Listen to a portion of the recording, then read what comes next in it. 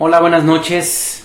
Hoy es 13 de marzo del año 2017 y estamos en este programa que hemos titulado Aquí vamos, que es un corte informativo que vamos a hacer en las redes sociales de la Jornada de Oriente.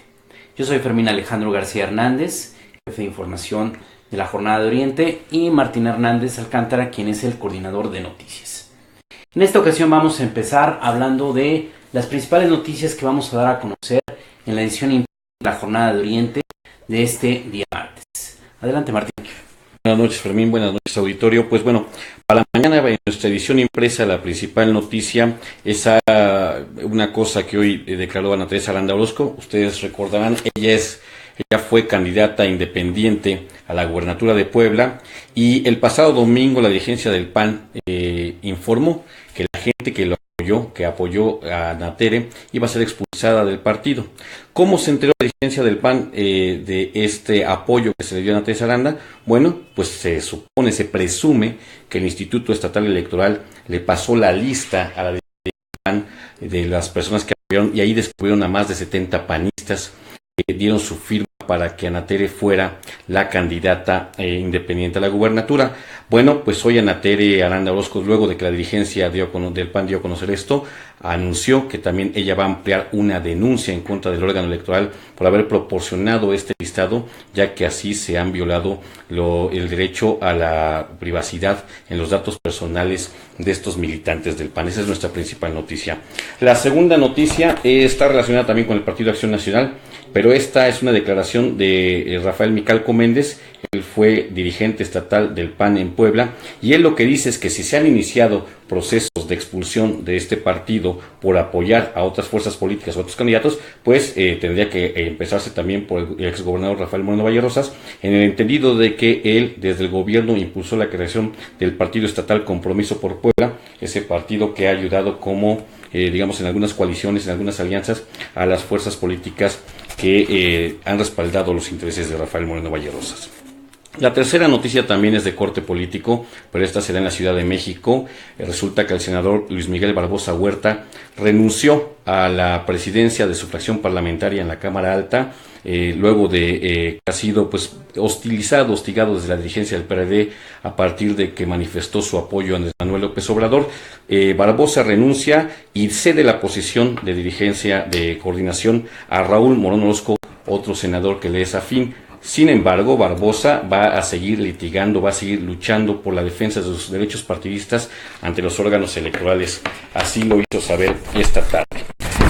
La cuarta noticia de importancia para nosotros en la edición impresa es también una declaración del diputado local Mario Rincón. Él da a conocer que la seguridad pública en Atzicintla ha sido asumida por el gobierno del estado. Ustedes recordarán que el pasado fin de semana fue un fin de semana bastante violento en el que 3 agentes de élite de la Fiscalía General del Estado que eran especializados en la investigación de secuestros fueron ejecutados y a partir de eso hubo un operativo conocido como el operativo Encrucijada en el que el gobierno del estado con fuerzas federales detuvo 87 personas, más de 60 fueron consignadas ante el juez de control y bueno, como la policía municipal de Atzicintla, algunos de estos elementos también fueron consignados y se encuentran ya en el penal de Tepeji, pues el gobierno del estado ha asumido las funciones de seguridad pública en este municipio. Y finalmente la quinta noticia es que hoy por la mañana pobladores de Izúcar de Matamoros, de Chocla de Tapia y Acatán de Osorio acudieron a la Suprema Corte de Justicia de la Nación para tramitar cada uno de estos grupos por separado controversias constitucionales contra la reforma al artículo 12 de la Carta Magna local, la cual, a decir de ellos, establece los principios para iniciar la privatización del agua en Puebla. Estas son las 5 noticias, Fermín, auditorio, que mañana vamos a llevar digamos noticias principales en nuestra edición impresa. También pueden por supuesto consultarlas en nuestro portal electrónico y a través de las redes sociales junto con las noticias que les vamos dando a lo largo del día, Fermín. Muy bien. Bueno, las dos principales noticias que mañana presentamos en la edición impresa de la Jornada de Oriente tienen que ver con el Partido Acción Nacional. La primera, como comentaba Martín, pues es el tema de que Ana Teresa Aranda, quien fue candidata independiente en el proceso electoral del año pasado, señala que el Instituto Estatal Electoral violó los datos personales de un grupo de ciudadanos que le firmaron su apoyo para que ella pudiera obtener la candidatura como ciudadana, y que con base a esa información el PAN les ha iniciado procesos disciplinarios para expulsarlos. ¿Cuál es el centro de esta denuncia? Que se supone que esos datos no tendrían que ventilarse, no se tendrían que entregar al Partido de Acción Nacional, y que es prácticamente una colaboración del órgano electoral con la cacería de brujas que se está desatando por parte del PAN, sí, y que tiene otro trasfondo. Curiosamente, los 72 militantes que serían expulsados, todos están vinculados con lo que le llaman los liderazgos tradicionales del Partido de Acción Nacional, es decir, gente que son de los grupos de Eduardo Rivera Pérez, quien va a buscar ser candidato a la gobernatura del PAN el próximo año, de Rafael Micalco Méndez, quien era dirigente del PAN la mayor parte del sexenio de Moreno Valle y entró en confrontación con el grupo del entonces gobernador. Así es. Y gente cercana a Juan Carlos Espina Bonruelich, sí, que ha sido un panista tradicional, que aunque él es muy mesurado, no se confronta mucho, se sabe que él al final de cuentas representa un ala conservadora del PAN que nunca ha comulgado con el grupo morenovallista. Aquí lo que llama la atención es que el instituto, en lugar de ser el árbitro electoral, en lugar de ser la autoridad imparcial, cada vez la vemos más involucrado como un actor de los conflictos. Así es. En este caso, el protagonista de los claro, conflictos, ¿no? Sí, el instituto no tendría que ser parte de esta dinámica, de esta confrontación partidista. El instituto tendría que ser muy celoso de la información, muy celoso de los procesos legales, y llama mucho la atención que la propia dirigencia del PAN reconoció que determina que estos militantes participaron con Ana Teresa porque el instituto les proporcionó la información. Así es. Y hay que recordar, Fermín, lo hemos venido señalando en la Jornada de Oriente a través de nuestras notas informativas, de los reportajes, de las columnas, de las editoriales, cuántas veces este instituto electoral ha intervenido de manera, digamos, dolosa y a veces hasta extralegal en los asuntos de competencia. Hay que recordar, por ejemplo, los frenos que le estuvieron poniendo a la propia Ana Teresa Aranda para que no fuera candidata independiente, ¿no? Digamos, rechazándoles firmas que sí existían, ocultando en algunos momentos también convocatorias. Recientemente hubo una resolución del Tribunal Electoral del Poder Judicial de la Federación en la que, digamos, la sentencia deja claro que el instituto, que en varios de sus consejeros intervinieron de una manera, digamos, bastante irregular para no generar condiciones de equidad en la contienda por la gubernatura el año pasado, y sin embargo el instituto, lejos de ir enmendando esa conducta que es a todas luces arbitraria, insisto, en algunos momentos hasta ilegal, bueno, pues ahora vuelve a salir como un organismo que está todavía, y esto hay que decirlo, a las órdenes del exgobernador Rafael Moreno Valle Rosa. Es decir, que la intervención de Moreno Valle, aún ya no siendo gobernador, se está viendo en este momento, en este acto en el que el instituto, como bien dices, traspasa, deja que las listas que deben estar protegidas por la ley de datos personales y de transparencia, la ley federal y la ley estatal, pues sean vistas, auscultadas, y de ahí venga la venganza política también. Claro, era un absurdo esto de que los consejeros del órgano electoral de Puebla generaron inequidad en el pasado proceso electoral, en la renovación de la titularidad del Poder Ejecutivo, pero no hay sanción. Así es. Es decir, robó, pero no lo castigamos. Lo dejamos, ni lo vigilamos. Violó, pero no lo castigamos. Mató, pero no castigamos. Digo, tal vez son expresiones extralimitadas, pero al final de cuentas es lo que ocurre. O sea, el órgano electoral tiene que dar garantías de equidad, de imparcialidad, de legalidad, de transparencia, y son los factores que siempre están ausentes, los valores que siempre están ausentes, y al final no sucede nada.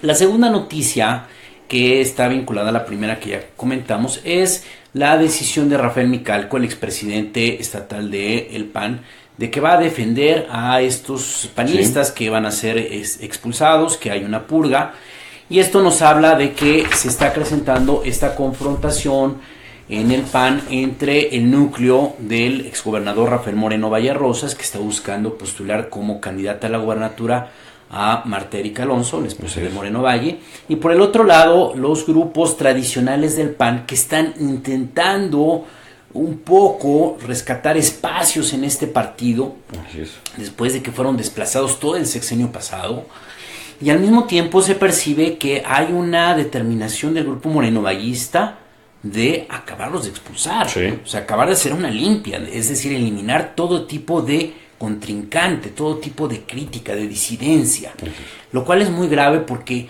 el PAN, estemos o no estemos de acuerdo con su ideología, en el pasado era una derecha democrática. Sí, bueno, decían que era el único partido que tenía vida interna, ¿no? Fue Claro. el único que en realidad siempre tenía competencia, las coberturas de asambleas que todavía nos tocó realizar dentro del partido eran coberturas en las que uno veía competencia y muchas veces los candidatos que se supone que venían apoyados desde algún tipo de autoridad dentro del partido o fuera de él, como los presidentes municipales, gobernadores, pues no necesariamente resultaban ser los candidatos ungidos en las asambleas, Fermín. Claro, entonces esa democracia interna del PAN se ha desaparecido y ahora pues hay una especie de control o de conducción del partido al viejo estilo del PRI. Sí. Es decir, hay un grupo en el poder y ese grupo en el poder no permite ninguna voz disidente, no permite la discusión interna, no permite la existencia de corrientes internas. Claro. Y todos aquellos que fueron fundadores, que fueron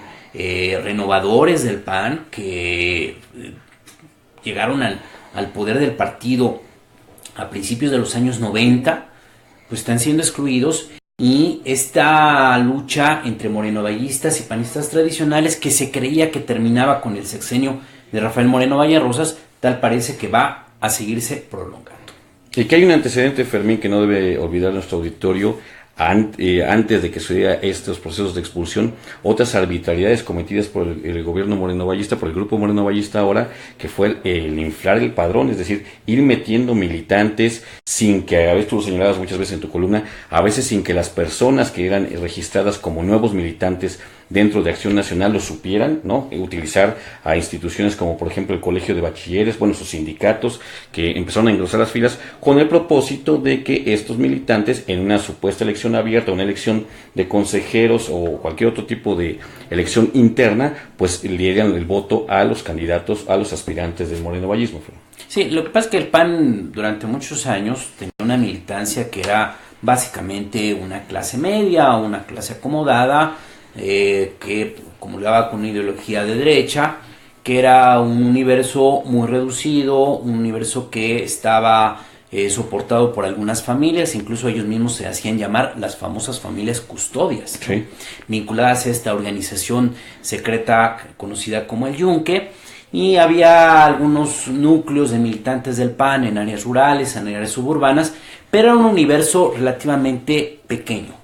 Cuando llega Rafael Moreno Valle Rosas al Partido de Acción Nacional, él se da cuenta que no va a lograr nunca penetrar en ese universo de panistas, que él es muy diferente a ellos, que no comulgan la misma ideología, que piensan muy diferente, y entonces la alternativa que encontró el morenovallismo pues es crear una nueva militancia, que no necesariamente se identifica con el PAN, simplemente es una militancia que ha salido de las filas de la burocracia estatal, de las filas de algunas burocracias municipales, que ha salido de padres de familia del Colegio de Bachilleres, de otras instituciones educativas, para que desplacen a la vieja clase política panista, a la vieja militancia, y entonces estos nombres, estos nuevos protagonistas, jueguen a favor de los intereses del morenovallismo.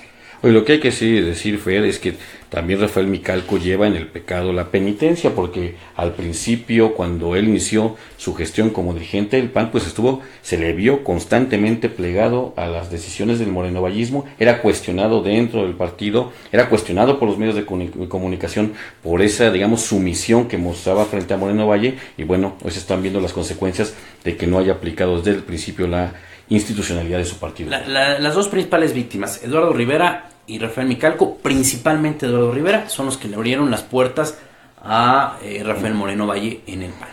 Nuestra tercera noticia, ¿cuál es, Martín? Es la dimisión de Barbosa, de Luis Miguel Barbosa Huerta, a la coordinación de la fracción parlamentaria del PRD en la Cámara Alta. Sí, dan hoy un giro de 180 grados. Sabemos que Luis Miguel Barbosa Huerta había sido desconocido por la dirigencia nacional del PRD, lo había suspendido de sus derechos como militante y lo había destituido de la coordinación de los senadores perredistas.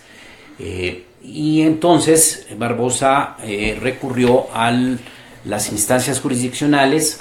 El tribunal la semana pasada determinó que se tenía primero que agotar el tema en los órganos de justicia interna del PRD y que posteriormente iba a haber un fallo.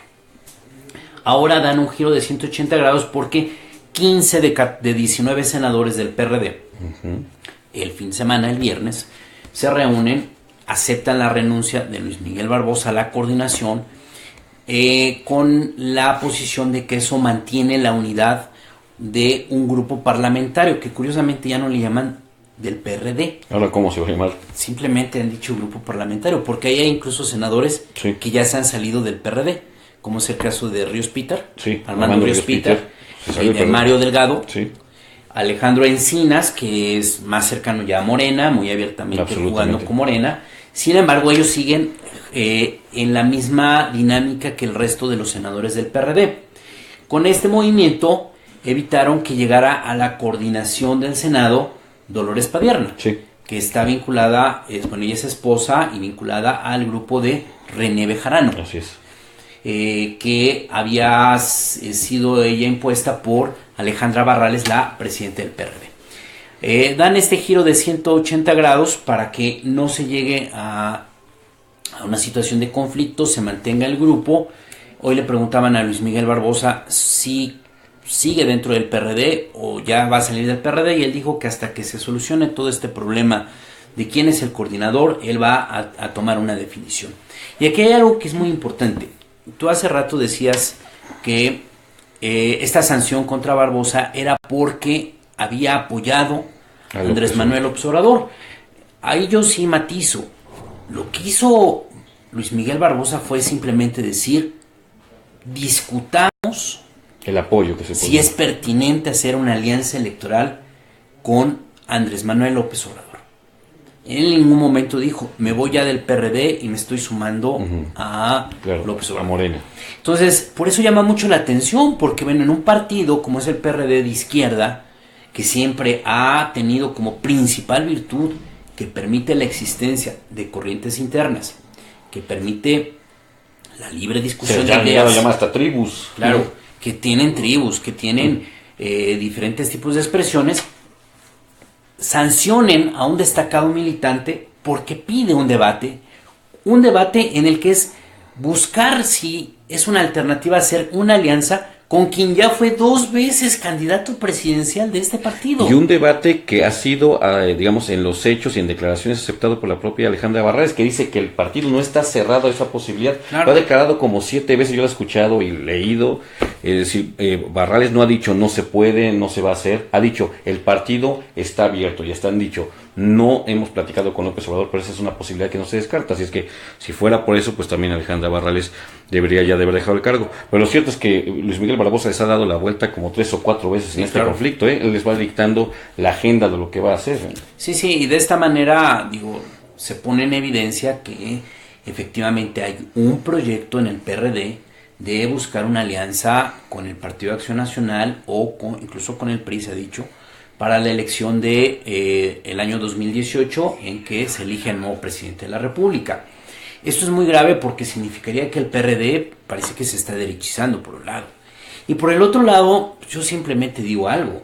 Si el PRD no va con una candidatura fuerte, sólida, como la de Andrés Manuel López Obrador, pues es un partido que va destinado a desaparecer. No podría refrendar ni el registro, al parecer, ¿no? No. Hablemos aquí en caso de Puebla. Aquí en Puebla el PRD, quinta fuerza política, claro, ¿no? Fue rebasado por Morena. Si no estoy mal, fue rebasado incluso por el partido Nueva Alianza, ¿no? Sí, Nueva Alianza, Morena, está arriba PAN, PRI. Y no era la primera vez. No. Yo recuerdo que ya en una ocasión el PRD había sido rebasado por el Partido Verde Ecologista, este partido ahí parásito del PRI. Oye, en algunos distritos hasta el candidato independiente Beto Merlo, en ese distrito hasta el candidato solo le ganó al PRD. Sí, claro. El PRD ha perdido una identidad de izquierda, es un partido que actualmente ya no tiene una presencia electoral importante, es un partido que de pronto sorprende mucho los intereses que se pone a proteger. Y vive de las alianzas, ¿no? Sobrevive. Recordemos que cuando empieza esta discusión de los transgénicos, sí, ellos estaban de acuerdo con eso. La primera aprobación fue porque un senador del PRD lo propuso, claro, y lo votaron. Y avanzó, siendo un tema en el que se supone que la izquierda tiene una posición muy firme de no aceptar los transgénicos porque atenta contra el sistema alimentario mexicano. Y el episodio de principios de sexenio con Peña Nieto, de la firma del Pacto por México, que aprobaron todo, digamos, la reforma energética, la reforma educativa, parte de la laboral desde antes. Bueno, pues es evidente que ese partido empieza a vivir como un satélite y los demás como una suerte de rémora, de parásito. Es un partido parasitario en el sentido estricto de la palabra, porque vive ya de las alianzas con otras fuerzas políticas más poderosas y más importantes. Bueno, nuestra cuarta noticia es acerca de lo que está pasando en Atzicintla. El pasado fin de semana fue un periodo violento en ese municipio, que empezó con la muerte de 3 policías ministeriales del área de secuestros, que investigan secuestros. Uh-huh. Aparentemente, de acuerdo a la versión oficial, sí, cuando son detectados en la zona, son detenidos por agentes de la policía municipal y después aparecen muertos estos policías. Ya hay varias versiones después. Sí, de eso, no se sabe con exactitud qué pasó, ¿no? Hay quienes dicen que los propios policías habrían provocado la muerte, ejecutado a estos 3 policías. Hay otra versión de que ellos habrían entregado a los policías a un grupo delictivo. Y hay otra versión que apunta a que hubo un enfrentamiento entre ambas partes, y que estos policías pues estaban investigando una red de delincuencia organizada que en esa zona se dedica desde el robo de gasolina, desde secuestros, asaltos a transportes y extorsiones. Bueno, eso es lo que nos cuenta la versión oficial. Hay otra versión, que es la que difunde el Partido de la Revolución Democrática, donde dicen que se detuvieron al presidente municipal, regidores, que se llama José Isaías Velázquez Reyes, a regidores y a otras personas de la comunidad, incluidos menores de edad, sin que... 8 menores, y eso lo reconoce, por cierto, la Fiscalía General del Estado. Y que sin que se tuvieran pruebas suficientes y que se habrían violado los principios de que tienen que recibir un juicio justo, ¿no? Y permitir a su abogado y todas las... Esa es la otra versión. Lo cierto es que es muy confuso, no sabemos exactamente lo que pasó. Lo que sí podemos comentar, que es algo que yo voy a platicar mañana en mi columna, Itatlán, es que el PRD se ve rebasado totalmente en este asunto. ¿Por qué? A ver, para empezar hay que un poco hablar de quién es José Isaías Velázquez Reyes, el presidente municipal detenido el fin de semana. Resulta que él era la segunda vez que era presidente municipal. La primera vez fue hace 15 años. Él era priista, se desprende del PRI, entra al PRD, gana la elección. Algo que a lo mejor ha pasado un poco desapercibido es que el municipio de Atzicintla era el principal bastión del PRD en el estado. ¿Ah, sí? Sí, claro. Ahí nunca han perdido el PRD, solamente han perdido. ¿Desde cuándo gobiernan, más o menos? Creo que llevan gobernando cerca de 20 años. Se llaman para su cuarto sexenio. Sí. Ah, no, pues son trienios. Trienios. Entonces, este hombre fue presidente municipal hace 15 años. Después se alejó totalmente del partido. Dejó de militar en el PRD, se le dejó de ver en el partido. Y en 2013 vuelve a reaparecer. En aquel entonces estaba en este municipio un personaje que se llama Arturo de Rosas. Arturo de Rosas también ya fue presidente municipal de Atzicintla. Todos dicen que ha sido muy buen presidente municipal. Lo hizo tan bien que en algún momento él intentó buscar la presidencia estatal del PRD. Después fue candidato a diputado por Ciudad Cerdán, si no estoy mal. Perdió por muy pocos votos. Es un buen político.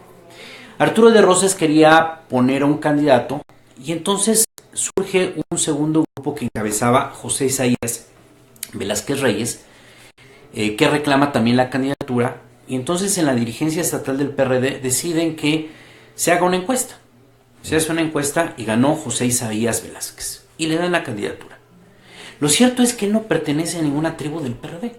No está vinculado. ¿No está en solitario? Sí, claro. Porque lo han vinculado al grupo de Barbosa Huerta. Sí, no. Él tiene un grupo local del PRD allá en Atzicintla. Incluso muchos dicen que más bien es de expriistas. Él gana la encuesta, se vuelve presidente municipal. Y desde que él toma el poder, todos cuentan que creo que solamente en 3 ocasiones vino aquí a la dirigencia del partido. No era alguien que se acercaba. Tenía contacto con la dirigencia de Socorro Quesada. No se acercaba ni a la dirigencia, ni se acercaba a ninguna tribu. Entonces, por lo mismo, yo puedo decirte que tal vez en el PRD tampoco sabían. Ni lo conocen, vaya. Exactamente, o sea, ¿qué pasaba con él? Un dato curioso es que él aproximadamente hace un año vino a ver a la presidenta estatal del PRD y le pidió apoyo para hacer una especie como entre marcha, entre meeting en Casa Aguayo, para pedir una base de la policía estatal. Ya por los problemas de Huachicol. Por el crecimiento no sé exactamente por eso, pero él decía que por el crecimiento delictivo provocado por la cercanía del municipio con la entidad de Veracruz. Al final no les hicieron caso. Al final él se desistió de seguir pidiendo esa base de la policía estatal y no se le volvió a ver. Él tenía ya como su gobierno. Algo que llamó mucho la atención a finales del año pasado, principios de este año, es que él era uno de estos alcaldes que el gobierno del estado les había retenido fondos federales. Sí, digamos, los ayuntamientos rebeldes. Sí, todos sabemos que el senador Luis Miguel Barbosa Huerta había tramitado fondos federales para varios ayuntamientos del PRD, pero el gobierno de Moreno Valle, en revancha por el rompimiento que Barbosa había tenido con el morenovallismo, congeló esos fondos y no se los entregaba. Y cuentan en el PRD que solamente en el caso de Atzicintla le liberaron los recursos al presidente sin que él mismo reclamara. Una cosa ahí que no saben explicar, no saben ni siquiera qué lectura darle. El caso es que cuando vienen estos hechos del fin de semana, primer punto, la dirigencia estatal del PRD se entera hasta el viernes de las detenciones. Cuando pues es que ni lo conocen. Esto ocurre en la noche del jueves. Sí. Y además ya existía el antecedente de la muerte de los policías ministeriales. Sí. Es decir, hasta el viernes hay información en el PRD estatal. Porque no había comunicación, digamos, con el perredismo del municipio de Atzicintla. Segundo punto. Ha hecho declaraciones a la prensa Socorro Quesada, la presidenta estatal del PRD. La única que ha salido a hablar a favor del presidente. Sí. Pero hay un silencio absoluto, por ejemplo, de la dirigencia nacional del PRD. ¿Ya qué se debe eso? ¿O qué especulas hay? ¿Qué sospechas? Pues yo creo que lo mismo, de que realmente era un no presidente municipal desconocido para los órganos del propio PRD, para las tribus del PRD, para los grupos del PRD. Es decir, el PRD lo agarraron, como se dice, fuera de base.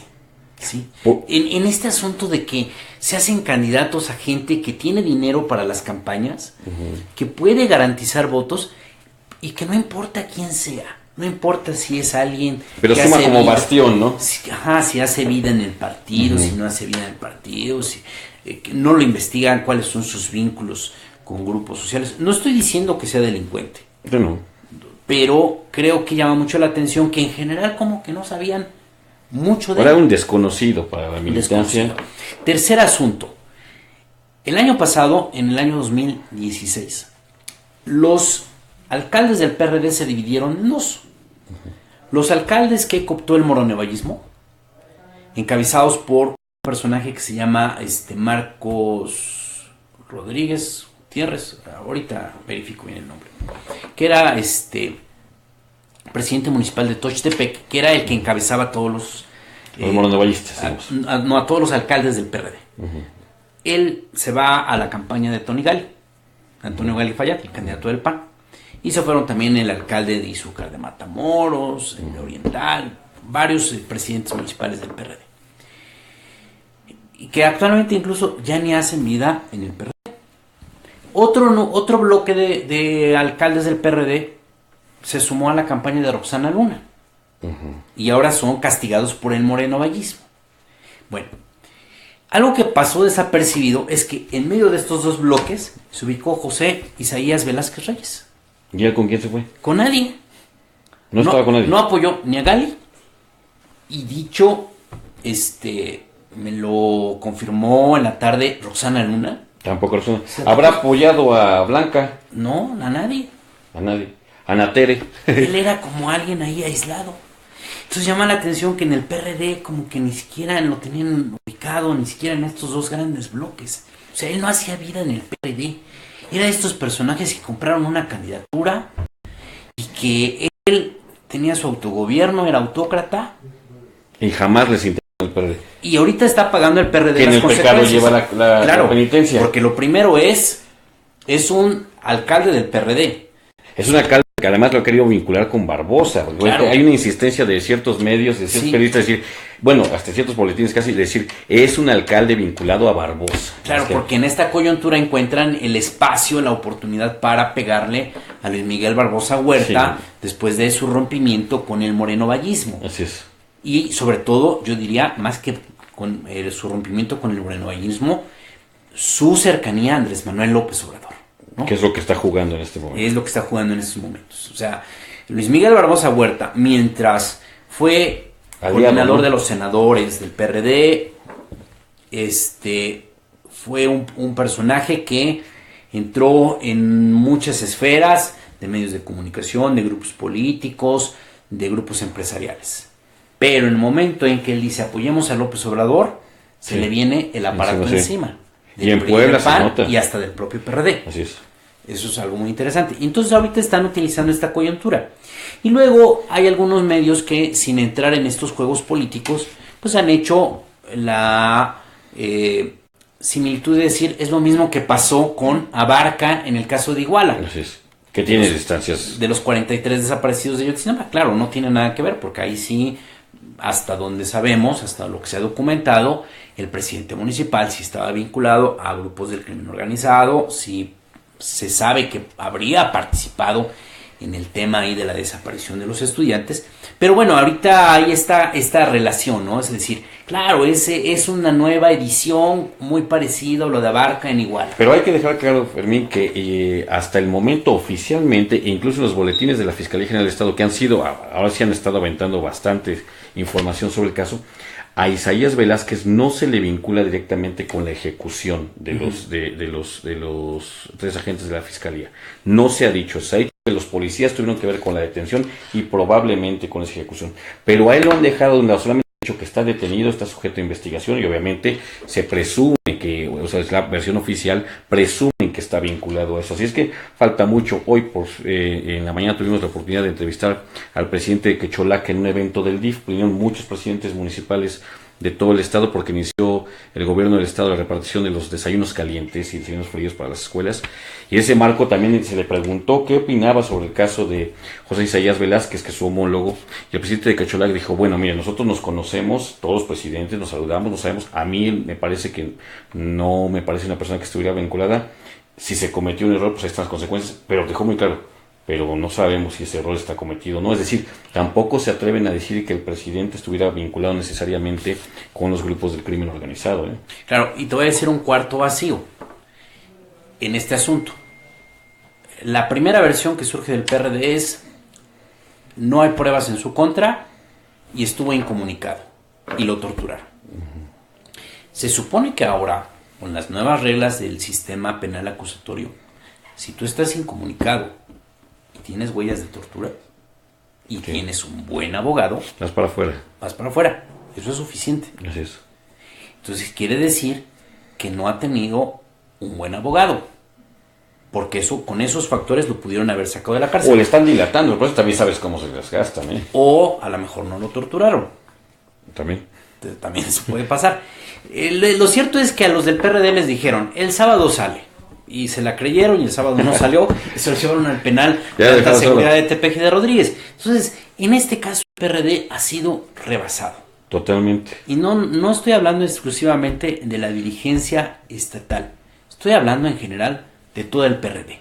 Al PRD nacional le tendría que preocupar que estos asuntos salten ante la opinión pública y otra vez se mancha la imagen del PRD, pero Alejandra Barrales está más entretenida en buscar, peleándose con Barbosa, peleándose con Luis Miguel Barbosa, en quitarlo de la coordinación, que en ver los verdaderos problemas de su partido, que son precisamente los que han llevado a que el PRD sea una organización política que está en proceso de extinción. Ya un partido satélite, solamente, digamos, ahí rogando tener alianzas con los partidos que antes eran su competencia, sus adversarios políticos, ahora los buscan de una manera, digamos, que parece a veces hasta indigna, ¿no? Claro. Una fuerza política que tuvo tanta fuerza, que representó tantos, digamos, tantas esperanzas, incluso un electorado de izquierda, y que se fue descomponiendo a lo largo de los años hasta llegar a lo que es ahora, ¿no? Estar en esta situación. La transición democrática en el país no se puede explicar, no se podría haber logrado, concretado, sin el PRD, por un lado.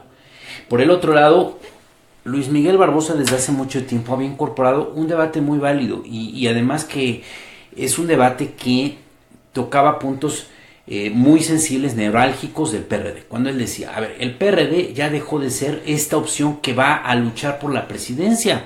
Se está convirtiendo en el partido que es el aliado para que otra fuerza gane. Así es. Él decía, nos vamos a terminar convirtiendo en algo peor que el verde o una cosa así, como ¿no? el verde ecologista. El verde ecologista le sirve al PRI para siempre darle ahí unos pocos más de votos que no se consiguen por la vía del PRI, sino se consiguen por la vía de este partido que se hace pasar por protector del medio ambiente. Y entonces el PRD, si lo vemos en casos como Puebla, como Oaxaca, como Veracruz, como... Michoacán todavía es una No, Michoacán no. Donde ha hecho alianzas con el PAN, simplemente para ayudar al PAN, después de que pase la elección, se vuelven gobiernos panistas, o a veces ni siquiera gobiernos panistas, como fue el caso de Puebla, y el PRD simplemente, como el partido que lo utilizan, se despersonaliza, no hay ninguna huella del PRD en esos gobiernos. Aquí en el caso de Puebla no fue evidente, ¿no? Sí, fue evidente. A ver, ¿cuál fue la huella del PRD en el gobierno de Moreno Valle? Ninguna. Moreno Valle todavía tenía, a veces, yo no sé si humor negro o cierto cinismo, y decía, no, claro que sí hay una huella, gracias al PRD hay Metrobús. Que era una idea. Yo nunca entendí por qué gracias al PRD había Metrobús. Y lo sigue repitiendo todavía en sus yo por eso, mítines, cada vez que padezco el tráfico terrible en esta ciudad por el Metrobús, pues me acuerdo del PRD. Tal vez para mental, pero bueno. Pues hasta aquí vamos en lo que va a ser la edición impresa y la edición digital mañana de la Jornada de Oriente. Le pedimos que nos lea y sobre todo que nos vea todas las noches aquí. A partir de las 9 de la noche, de domingo a jueves, y también vamos a tener también un especial información. Todavía estamos definiendo, es una información meridiana que tendremos ahí entre las 12 y las 3 de la tarde, pero también espérenla. Buenas noches.